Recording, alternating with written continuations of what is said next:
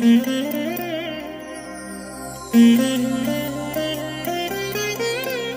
దినం పరము నుండి దిగివచ్చు మాట. ఇది నీ జీవితానికి వెలుగుల బాట. నీ ఒడిలో ఉంచబడిన దీవెనల మూట, అద్భుతాల ఆనంద ఊట. ఆగస్టు 14.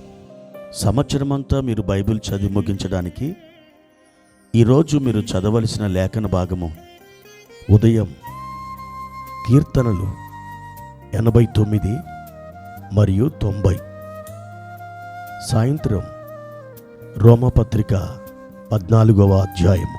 క్రీస్తునందు నా ప్రియమైన దేవుని బిడ్డలారా, ఈ ఉదయకాల సమయంలో ప్రభు కృప మీకు తోడైనగాక. ఎలా ఉన్నారు దేవుని బిడ్డలారా? బాగున్నారు కదూ? ఆయన మీ విషయమై తలంచుకుంటూ ఉన్నాడు. ఆయన మిమ్మల్ని మర్చిపోలేదు, ఆయన మిమ్మను విడిచిపోలేదు. తన వాగ్దానాల విషయమై ఎప్పుడు కూడా ఆయన రాజీ పడడు. ఏ వాగ్దానమైతే మీ కొరకు దేవుడు చేశారో ఆ వాగ్దానం ఖచ్చితంగా ఈ దినములలో నెరవేరడానికి ఆయన అద్భుతమైనటువంటి ప్రణాళిక మీ విషయమై ఆయన కలిగి ఉన్నాడు.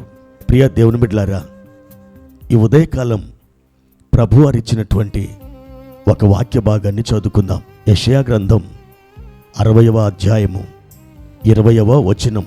నీ సూర్యుడికను అస్తమింపడు, నీ చంద్రుడు క్షీణింపడు, యెహోవాయే నీకు నిత్యమైన వెలుగుగా ఉండును, నీ దుఃఖ దినములు సమాప్తములగును.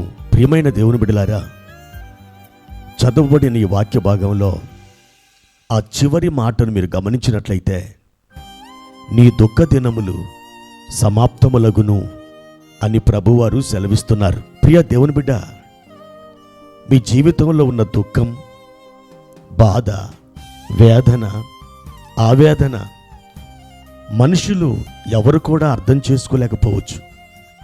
కానీ నీ దేవుడు, నీ కొరకు ప్రాణం పెట్టిన నీ ప్రాణప్రియుడు ఆయన నిన్ను అర్థం చేసుకుంటున్నాడు. నీ యొక్క కన్నీరు, నీ దుఃఖాన్ని, నీ అంగలార్పుని ఆయన జ్ఞాపకం చేసుకుంటున్నాడు. ఆయన అంటున్నాడు, నా ప్రియ బిడ్డ, నీ దుఃఖ దినములను నేను సమాప్తం చేయబోతున్నాను. లూకా సువార్త 7వ అధ్యాయములో నాయుని విధవరాలు తన ఏకైక కుమారుని మరణములో పోగొట్టుకున్నప్పుడు ఆ పాడె వెంట ఆమె నడుస్తూ భయంకరంగా ఆమె దుఃఖిస్తూ ఏడుస్తూ అంగలారుస్తూ నడుస్తూ ఉండగా యేసు ప్రభువారు ఆ నాయును గ్రామానికి అప్పుడే రావడం తటస్థించింది. ఆమె ఏడుపును, ఆమె దుఃఖాన్ని చూచిన ప్రభు ఆమె మీద కనికరపడి ఆమె దగ్గరికి వెళ్ళి, అమ్మా, నువ్వు ఏడవవద్దు. ఎంత మంచి మాట! నువ్వు ఏడవవద్దు అని చెప్పిన ప్రభు ఆ పాడెను ముట్టినప్పుడు దానిని మోసేవారు ఆ పాడెని కిందికి దించారు. యేసు ప్రభువారు ఆ పాడె వైపుకు వంగి ఆ పాడె మీదున్న ఆ యవనస్తునితో, చిన్నవాడా, లెమ్మని నీతో చెప్పుచున్నాను అన్నాడు. వెంటనే ఆ చనిపోయినటువంటి వాడు కన్నులు తెరిచి ప్రభు వైపు చూచి యేసు ప్రభుతో మాట్లాడసాగాడట. ఒక క్షణంలో ఆమె దుఃఖం, ఆమె అంగలార్పు మార్చివేయబడింది. నీ దుఃఖ దినములు సమాప్తములగుని చెప్పిన మన ప్రభుని యేసు ఈరోజు ఈ ఉదయకాలం మీతో కూడా మాట్లాడుతున్నారు. నా బిడ్డ, నీవు దుఃఖపడవద్దు, నీవు అంగలార్చవద్దు. యుగ సమాప్తి వరకు నేను నీతో కూడా ఉన్నాను. నీ భయముల నుండి, నీ దిగుళ్ళ నుండి, నీ చింతల నుండి నేను నిన్ను విడిపిస్తాను అని గొప్ప అభయాన్ని మీకు ఇస్తున్నారు ఈ ఉదయం. కాబట్టి ఆయన తట్టు చూస్తారా? ఆయన వైపు కనులెత్తుతారా? మీ జీవితంలో ఆనందకరమైన శుభదినముగా ఈ దినాన్ని పరిశుద్ధాత్మ దేవుడు మార్చబోతున్నాడు. దేవుడు మిమ్మల్ని ఆశీర్వదించి బలపరచునుగాక. ప్రార్థన.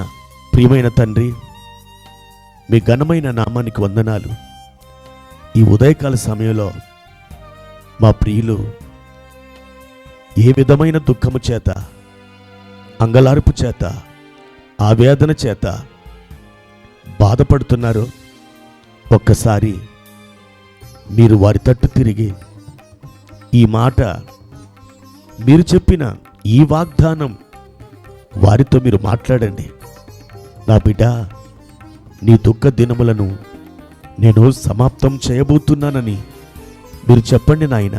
మా ప్రియ తండ్రి, మా ప్రియులను జ్ఞాపకం చేసుకొని వారిని ఆదరించి బలపరిచి వర్ధల చేయమని యేసు నామమున ఈ ప్రార్థన అడిగి వేడుకుంటున్నాము తండ్రి. ఆమెన్.